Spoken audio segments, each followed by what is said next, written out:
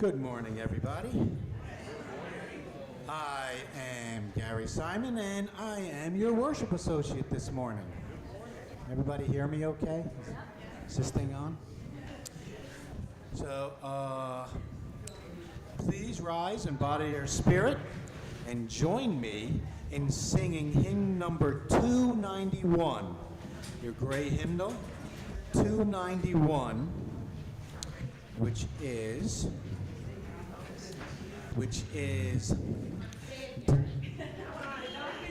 De Gedanken sind frei. Frei.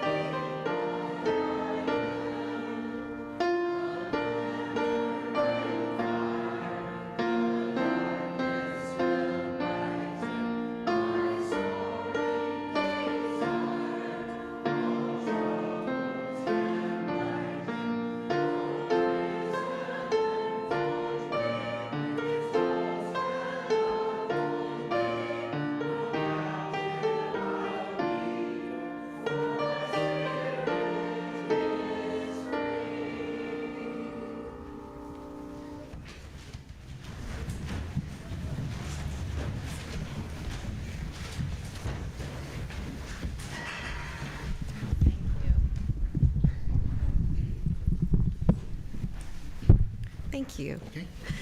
Good morning. My name is Christine Clayton, and I am a member of the Board of Trustees. Welcome to the Unitarian Universalist Congregation of the Hudson Valley. Whether you've been with this congregation a decade or more, or this is your first time visiting us, we welcome you. Whatever the faith and traditions of your past, we welcome you. Whatever your theological stance, we welcome you. Whoever you are and whomever you love, we welcome you. Whatever your heritage, we welcome you. We respectfully acknowledge the territory on which our church building sits as the ancestral homelands of the Munsee, Lenape, and Wappinger peoples. I have a few announcements today. Today is the last day of our grocery card fundraiser. Please see Terry Lucan. Where's Terry? Wave, there she is. After the service, if you would like to order cards. We will be hosting a public viewing of the documentary The Arrivals next Saturday from 5 to 7. We need some volunteers to help with hospitality. That will entail setting up and then cleaning up after the event. Please see Tina, she's waving, to let her know that you'll be able to help. We also need help with parking. So please see Bob Hudson to volunteer. There he is. The boutique downstairs will be closed today due to the Leadership Council meeting. The UUCHV choir invites anyone who enjoys singing to join us. No experience required. We rehearse for an hour on Thursday evenings at 7 o'clock. See Madeline Acola, Alex Smith, our pianist here, or anyone in the choir if you want to find out more. I guess we'll see them today, so that then you'll know who to contact. The Leadership Council will be meeting in the sanctuary this morning at 11:45. This includes the Board of Trustees, committee chairs, and the UUCHV staff team. For the most up-to-date information on these topics and others, please refer to our weekly e-newsletter and check our website frequently. And please join us for conversation after the service. If you are present in the sanctuary, please join us for coffee and conversation in Fellowship Hall. If you're watching the live stream, the link for our Zoom coffee hour can be found in the Saturday reminder in your email. If you are just recently joining us and would like to receive our weekly e-news, please email us at uucroton@gmail.com with your name, and we will make sure you're added to our e-news list. Also, please remember to silence your cell phones at this time. Once again, we welcome you to the Unitarian Universalist Congregation of the Hudson Valley.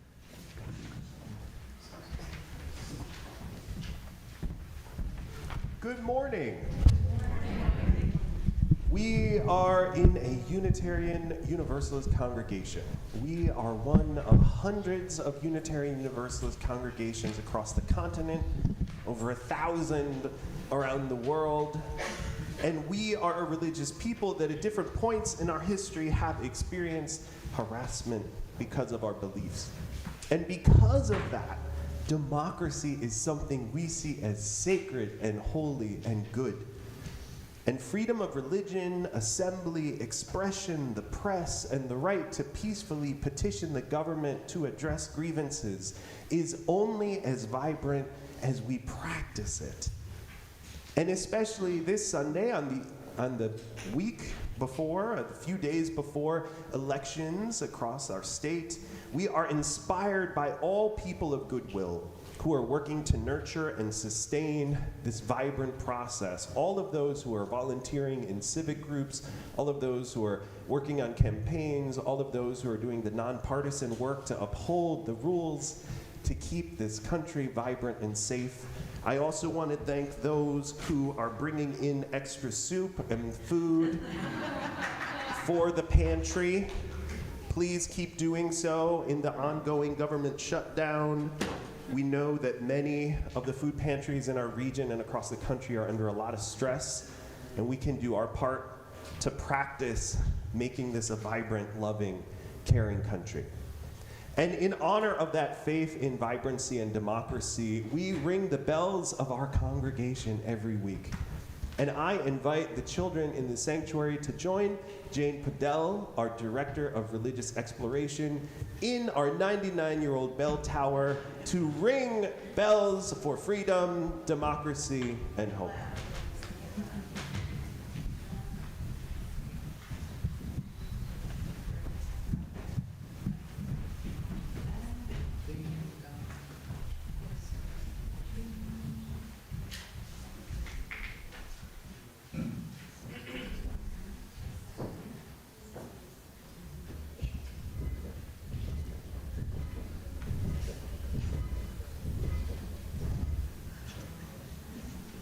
Yes, all right.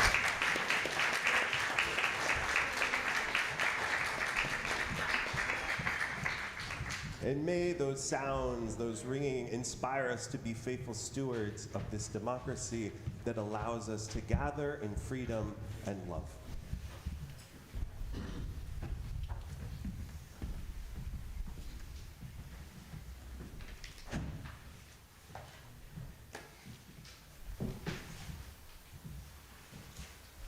Today's, excuse me.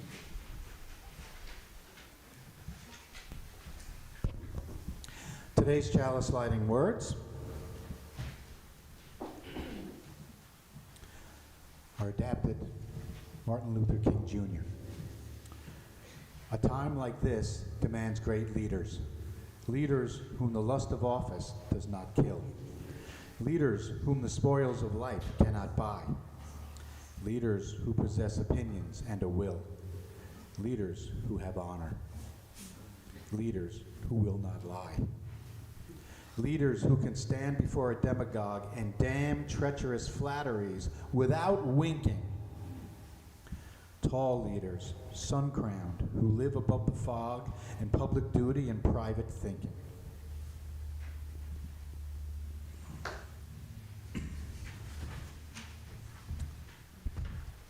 Now please join me in saying our unison affirmation.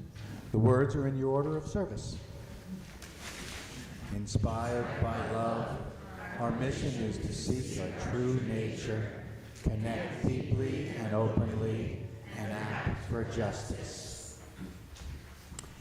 And now, please join us in singing our songs of praise. You may stand if you are willing and able.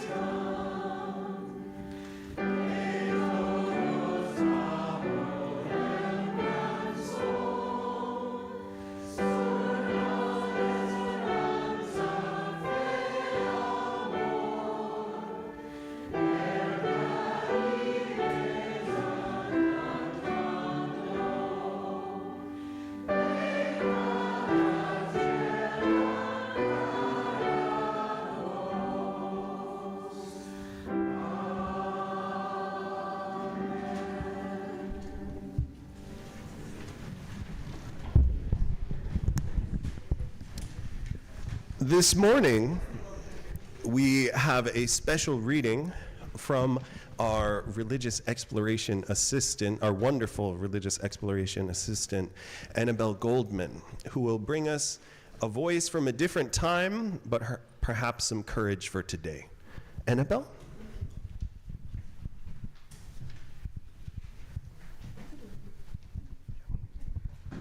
Good morning. As Unitarian Universalists, we draw upon and are inspired by sacred and secular understandings to seek wisdom and practice compassion. Our reading today is a selection of a 1950 speech called Declaration of Conscience by Senator Margaret Chase Smith.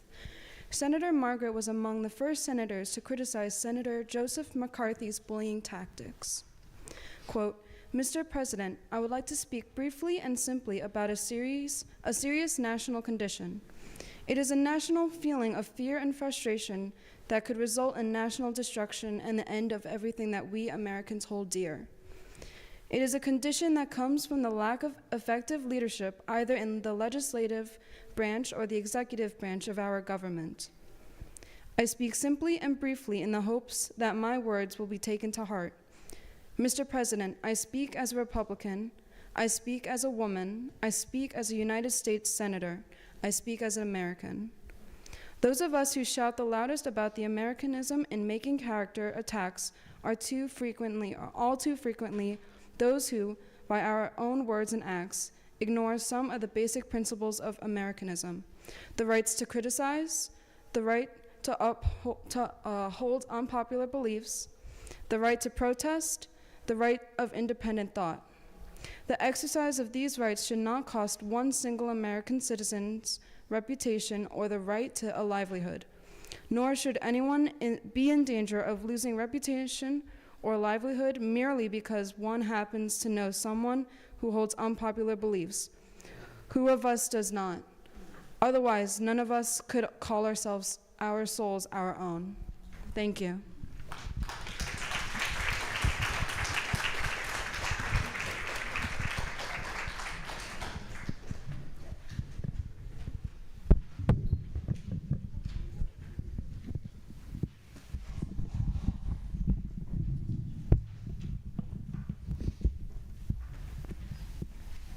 Annabelle, thank you for your words and your reminder that we are not the first generation to face challenges of leadership.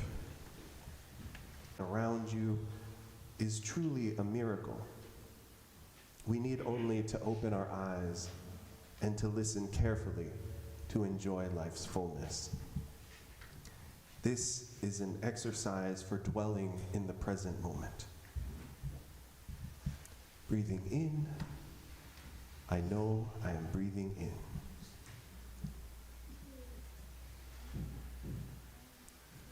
Breathing out. I know I am breathing out. Breathing in, my breath grows deeper.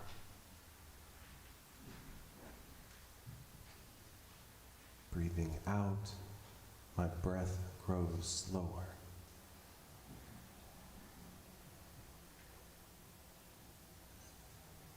Breathing in, I calm my body.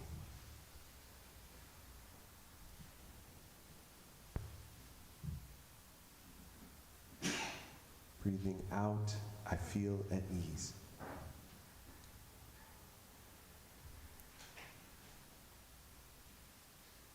Breathing in, I smile. Breathing out, I release.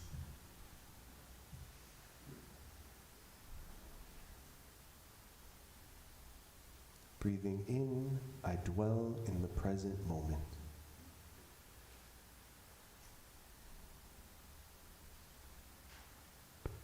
Breathing out, it is a wonderful moment.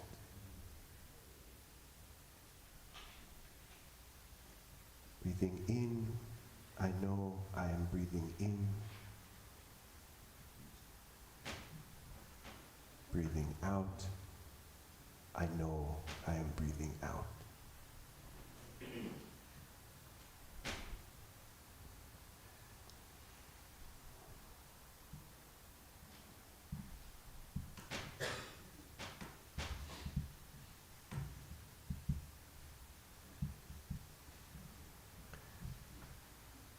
This morning, in a season of changes in the natural world and the changes that we can choose to collectively make in our shared religious and political lives, our choir has a gift and offering for us, which is the song, "A Change Is Gonna Come" by Sam Cooke.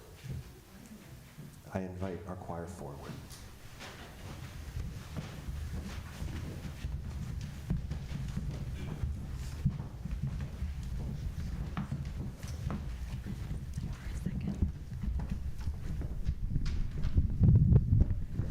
As the choir is getting into their places, I just wanted to share a little bit of the inspiration for this song. So Sam Cooke wrote this as a direct response to Dr. King's speech, "I Have a Dream," after the March on Washington. And he was very inspired by the performance of "Blowin' in the Wind" by Peter, Paul, and Mary. By Bob Dylan, they performed it. But he felt like he had the responsibility to write an anthem of change as well.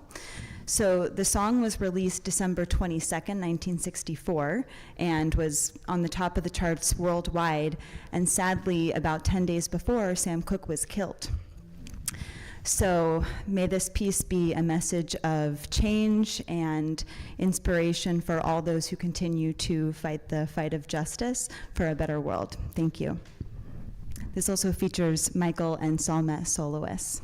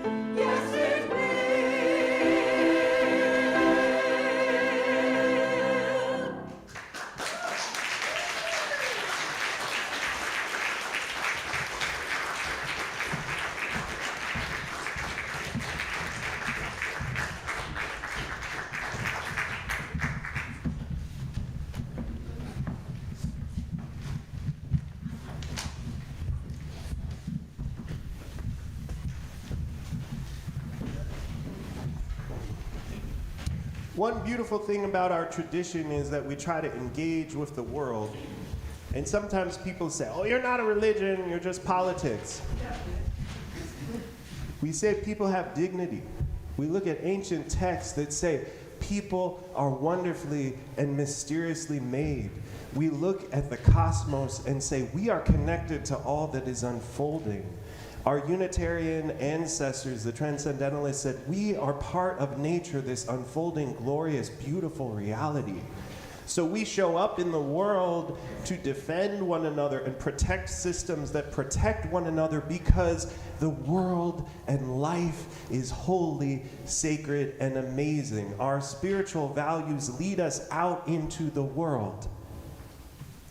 We are part of an ancient tradition, and we're part of an ongoing story. And in religious exploration today, the children are going to hear some wisdom stories and wisdom poems. So are we. And now, we invite the children of the congregation into wonderful religious exploration with Jane and Annabelle, and we will sing Go Now in Peace.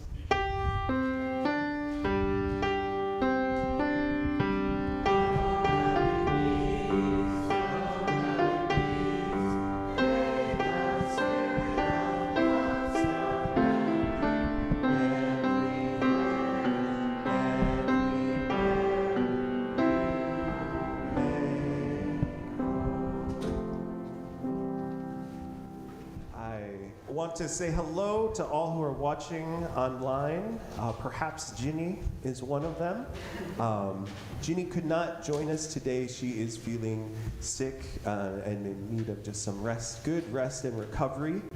So we will hear a voice of the committee update from Ginny and the good work, the good democratic organizing, small d, democratic organizing that our social justice committee is doing later in the month.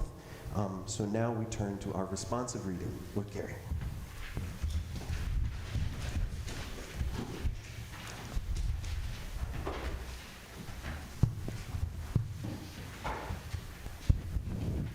Today's reading will be a responsive reading, so please turn to number 531. 531 in your gray hymnal. And I'll give you a second to get there. 531. I will read the regular type, and you will read the italicized. Praise and transcendence is the category. The oversoul. Let us learn the revelation of all nature and thought. That is, that the highest dwells within us, that the sources of nature are in our own minds.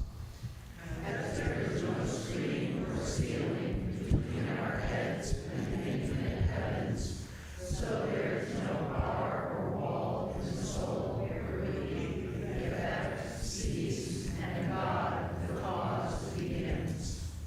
I am constrained every moment to acknowledge a higher origin for events that the will I call mine. There is deep power in which we exist and whose beatitude is accessible to us. Every moment when the individual feels invaded by it is memorable. It comes to the lowly and simple. It comes to whosoever will put off what is foreign and proud. It comes as insight. It comes as serenity and grandeur.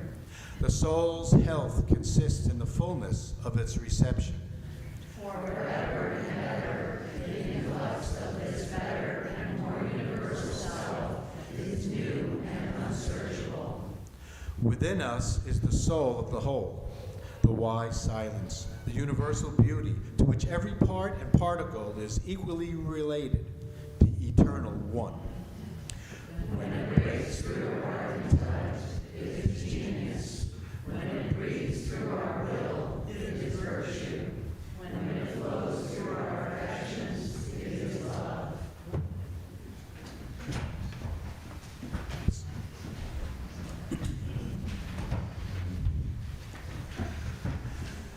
We come together in community to share with one another, to support one another, and to celebrate with one another. We bear sacred witness to each other in this honored ritual.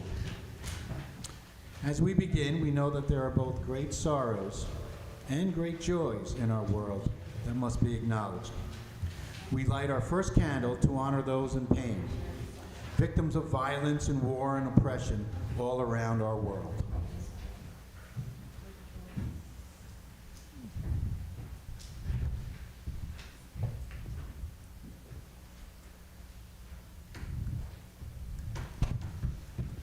We light a second candle because we understand that amidst all of that pain, there is also celebration and joy in our world.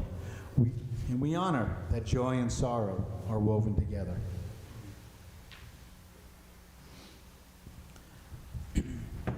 For some of us here today, this has been a week of life-changing joy that needs to be lifted up in this worship. For others, this has been a time of deep pain and sorrow that needs to be shared to make the burden lighter. If this has been such a time for you, I invite you to come forward. We will light a candle and to briefly tell us of your joy or sorrow.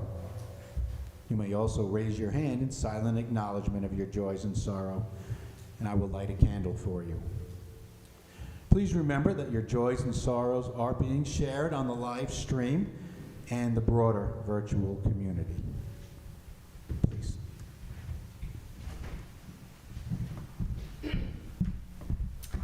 Hi, I'm Megan. I want to light 2 candles this morning. One for my husband, Chris, whose 40th birthday we celebrated yesterday.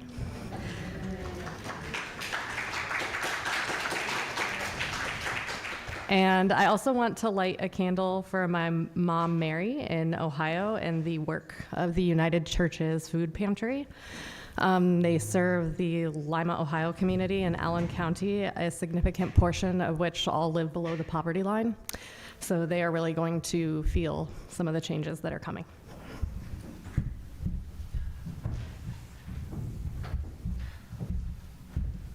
My name is Pam Kulberzika, and you've asked me to be brief, which I'm going to do my best. During the pandemic, I was furloughed from working down the street at Premier, and I was like, what can I do with my time? And that has blossomed into a photography. One of my passions besides teaching swimming is photography, and I feel so warm and supported here that I'm donating cards that I have made to the congregation. And my favorite one, I was on Woody Brook Road teaching a private lesson at the pond, and I was walking to the pond with the family I was teaching, and this, I don't know if you can see this, it looks like a peace sign.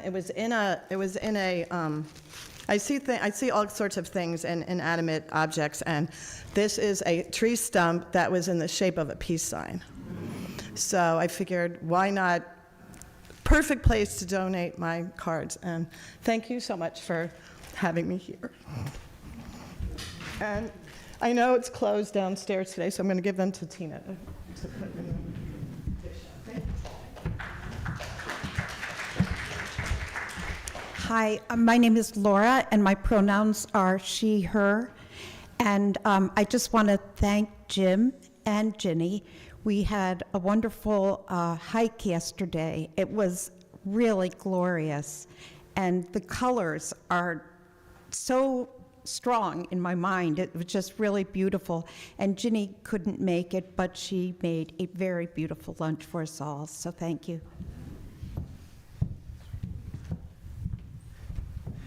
Hi, I'm Nora, and I don't know if it's a joy or a sorrow, but this week, for the first time, I'm going to go to a rehearsal for a local community orchestra for the cello. I'm probably not good enough, but I'm going to give it a shot, and I'm scared. You are good enough.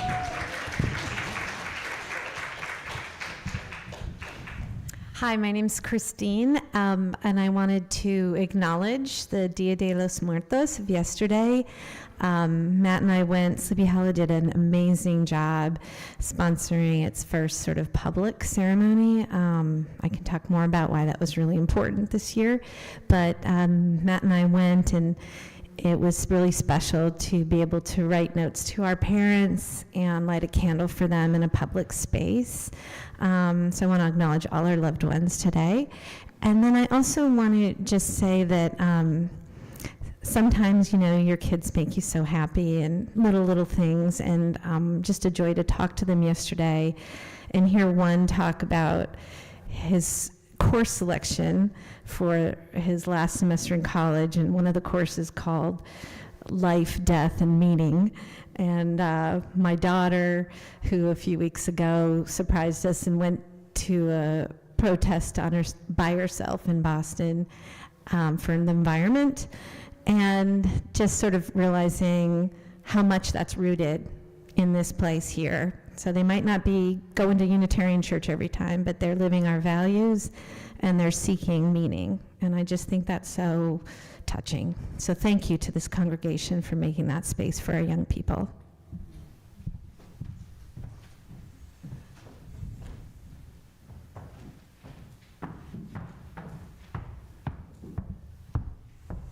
Hi, my name is Allie. My pronouns are she, her.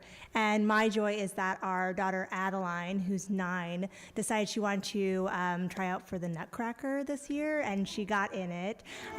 She's very excited, and she's actually got 2 roles. So if anyone's interested in seeing the Nutcracker, she'll be performing at the Lehman Center in December, and I'll see if maybe I can share the information. And then our other joy, which the kids don't know yet, so it's all of our secret, is that Keith's parents, who we haven't seen in almost 2 years, are going to surprise them and fly out to see her perform.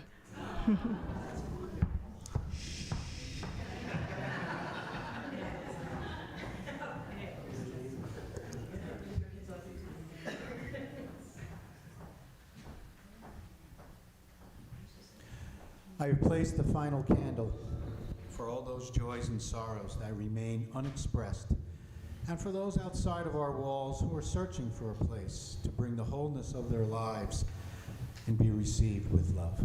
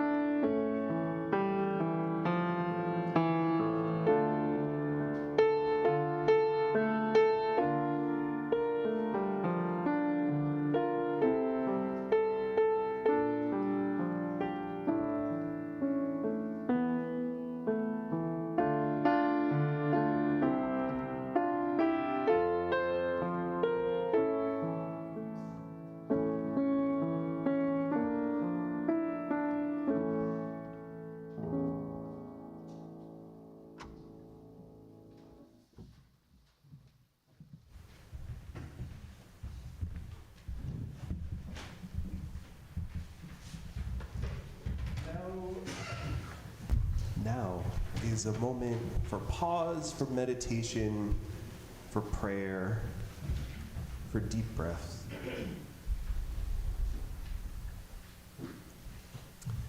Spirit of life and love, bigger than the universe, smaller than a grain of sand, be with us this autumn. Help us to recall those who have gone before, who we hold in our hearts. Help us to be present to this world around us, everything and everyone that we encounter. And may we hold close to the curiosity and mystery of what may unfold. And may we show up. May it be so.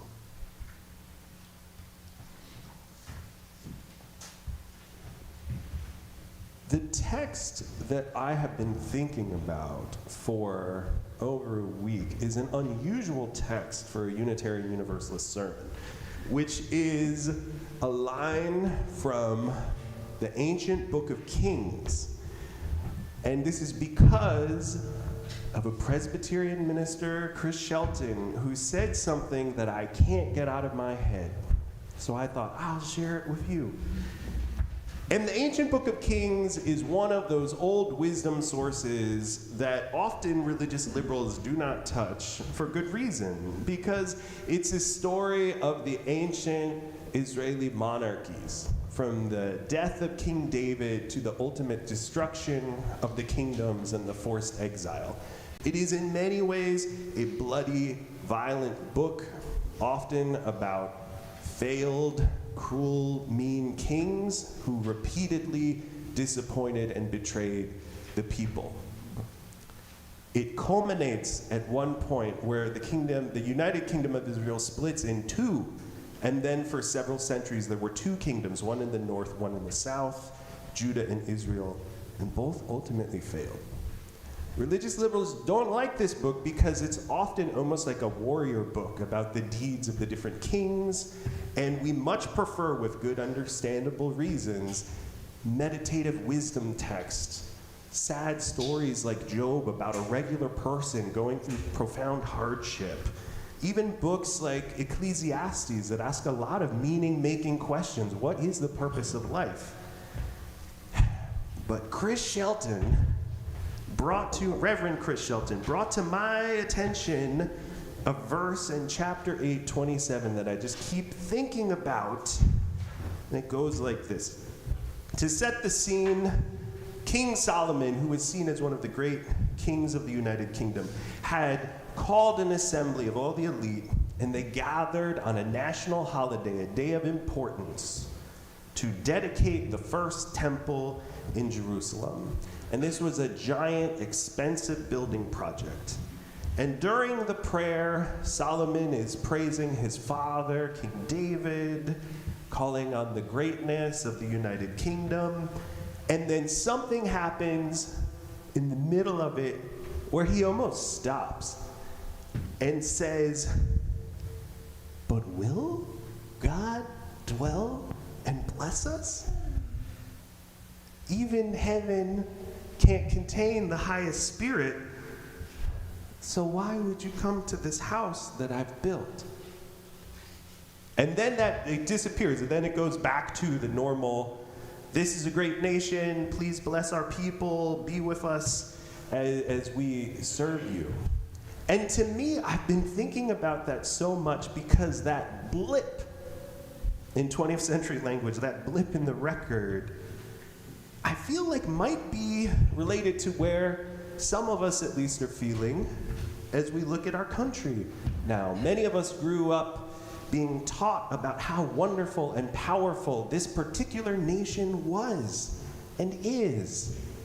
And then suddenly, if we look at the reality of the last 5 years, there's political violence. There was an attempted assassination a few years ago of the Republican candidate for governor in this state. There was the murder earlier this summer of the Democratic former Speaker of the House in Minnesota and her husband. And that is not even to get into the national figures who have suffered violence. Everything that's supposed to be, we are a stable, calm democracy, and we have peaceful transfers of power, and we will last forever, and we are a great republic. All of those kind of second-grade understandings that I learned about the viability of our system have at least had some jarring moments, some King Solomon moment, like, are we actually as great as we thought? King Solomon, while in that prayer, did acknowledge, like, maybe we've done something wrong. Maybe I should be a little more attentive. After, in the latter part of his reign, he did not pay attention to that moment of humility and doubt. And at the end of his reign, the United Kingdom actually fractured in two, never to be brought back together. And I think about that because it leads me to just question, what is the role of a religious people in a moment of upheaval? And one way of looking at the Book of Kings is not which sometimes happens, to hold up these figures as people we should pay attention to as examples of leaders, or focus on like their battles or warfare. But the other message, which is, despite the failings of the political elite, the economic elite, the royal elite, the religious elite, the people, the Hebrew people, continue to persist and take care of their spaces and their families. And even in the threats of upheaval, they try to pursue what they thought was true. Reverend Dan Cantor, who is senior minister of the Unitarian Universalist Congregation in Dallas, Texas, says that one of the through lines in our tradition is constantly grappling with what Theodore Parker said, the transient and the permanent. What are the permanent values that are going to anchor us? What are transient, passing arrangements, passing rituals, passing fads, passing political engagements? Cantor studies deeply and is in good relationship with several ministers from the Unitarian movement in Northeast India.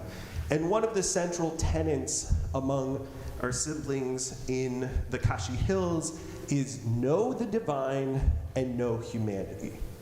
And the teaching is that before you can love your neighbor and before you can love this gorgeous unfolding earth, you actually need to know it.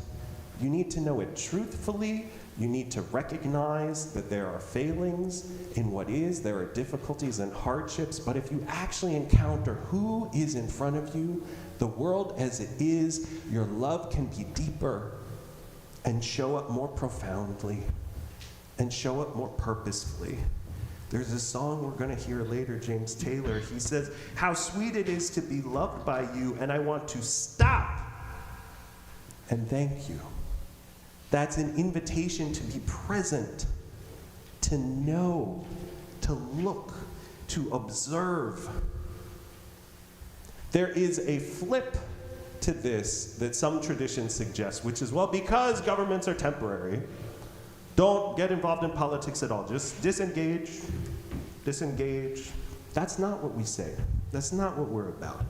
Because if you do that, people will be hurt. Even in the ancient times, you could see there were some things that were better than others. There were some religious leaders that offered something to be inspired by and something to condemn. And when I encounter this world, I talk to a lot of young people. And the two camps that I hear, one are a group who I was just talking with someone this week who's 20-something-year-old young man, and he's like, I don't vote. I just don't vote. I don't believe in it. Like, I volunteer to help out the homeless. I don't trust any politicians, and I don't want to be engaged.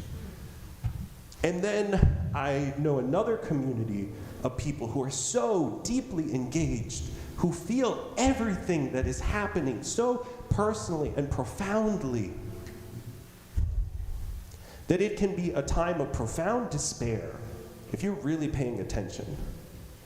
And they feel isolated because there's this dual reality of they see these systems buckling, and then they see us all living our lives as we need to go into the supermarket, caring for our family, and they're like, how is it?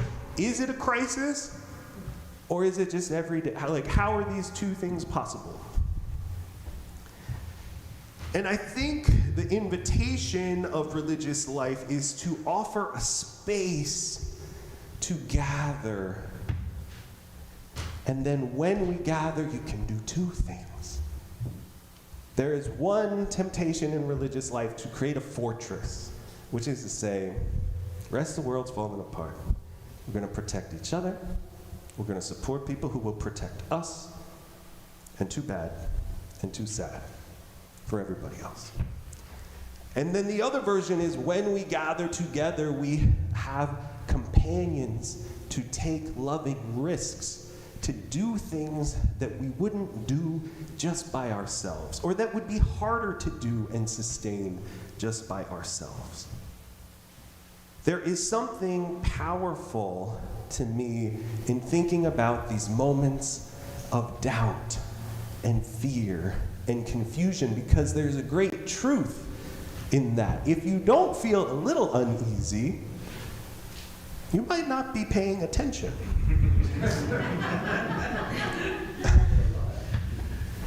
When I was a very small young person in elementary school, I remember one day my elementary teacher pointed at a map of the world that at the time had a giant country called the USSR, the Union of Soviet Socialist Republics.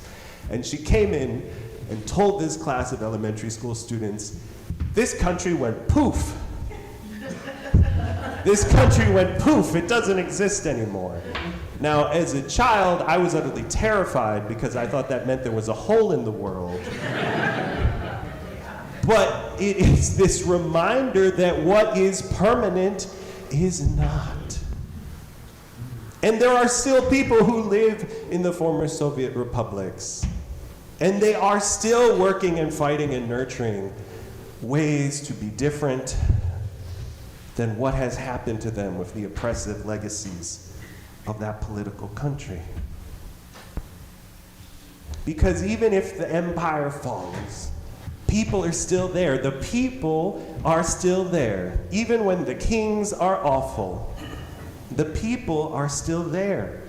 And they will be there afterward.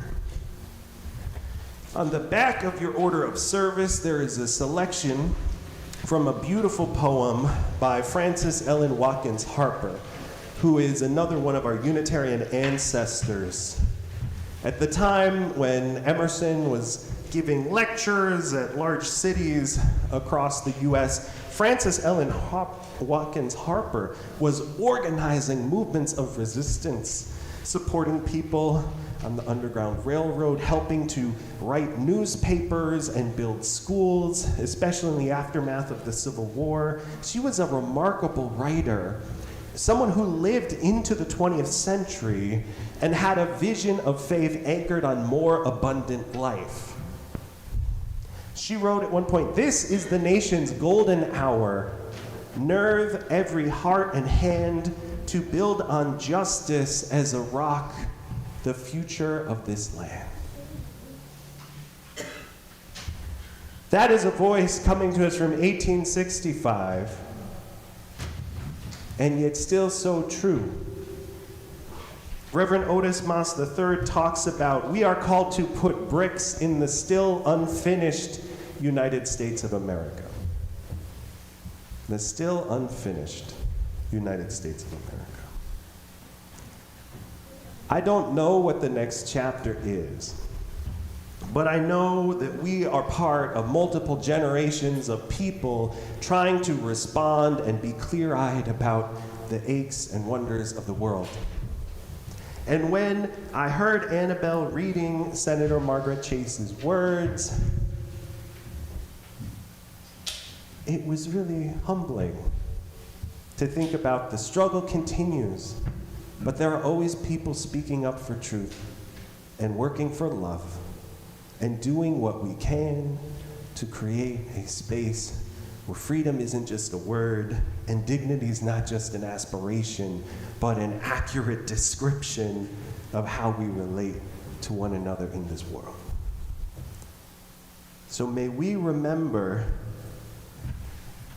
that pause, that question Solomon asked, are we really great? What would we need to do to make it so? And may we accompany one another on the journey. May it be so.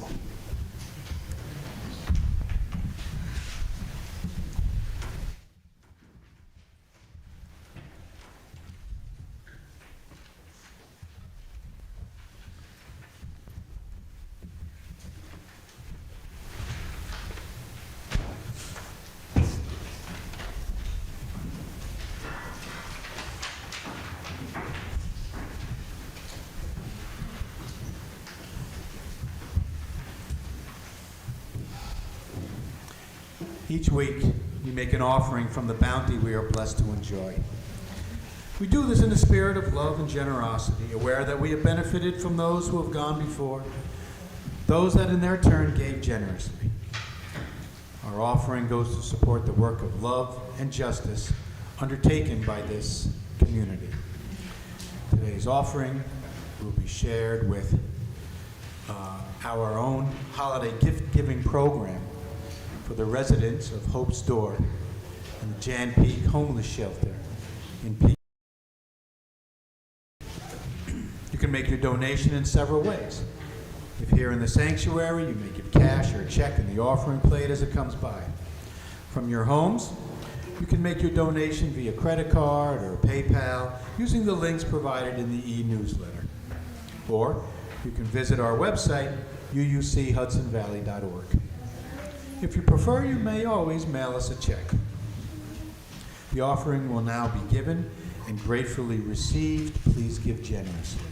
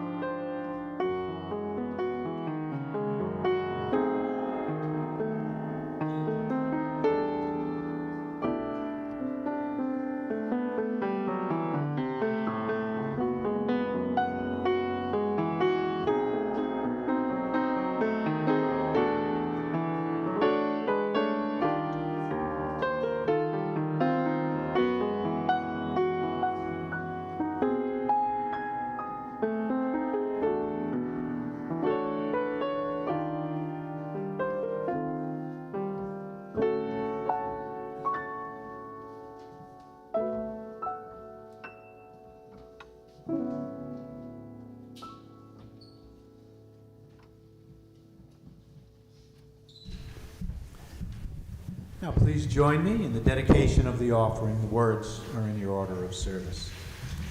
May these gifts and the work of our hands and hearts give power to all we stand for as a community of faith.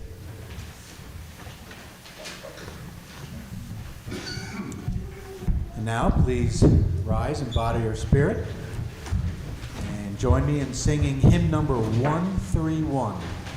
131 in the gray hymnal, Love Will Guide Us.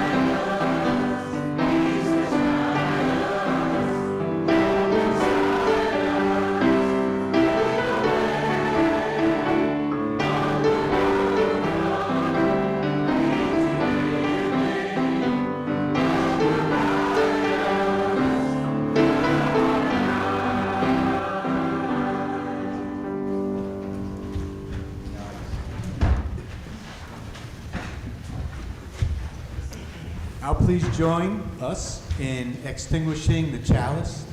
Words are in your order of service.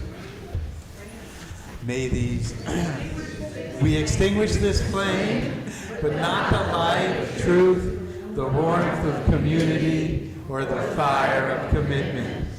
These we carry in our hearts until we are together again.